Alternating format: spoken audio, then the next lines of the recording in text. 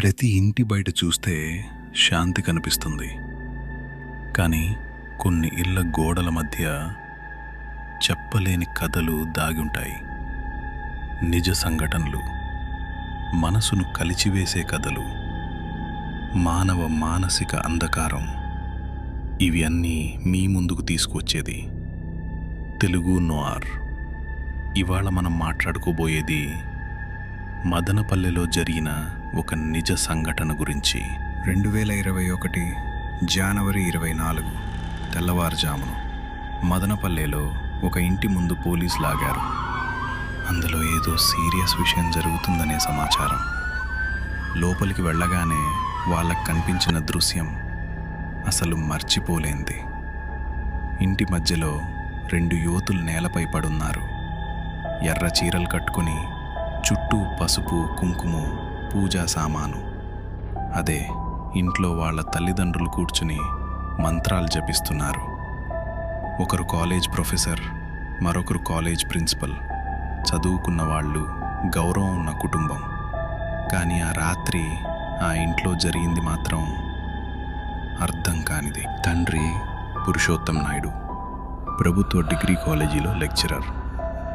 తల్లి Padmaja, private college principal.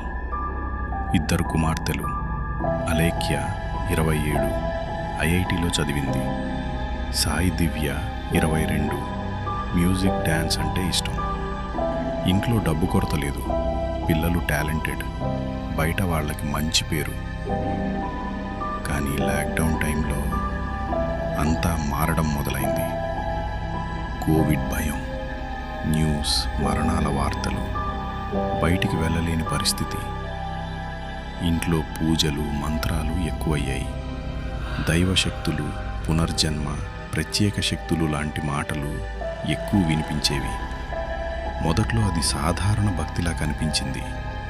కానీ క్రమంగా అది ఒక అతివాద నమ్మకంగా మారింది. జనవరి 23 రాత్రి ఇంట్లో ప్రత్యేక పూజ ఏర్పాటు చేశారు. మధ్యలో రాగి కలశం పెట్టారు. దీపాలు వెలిగించారు.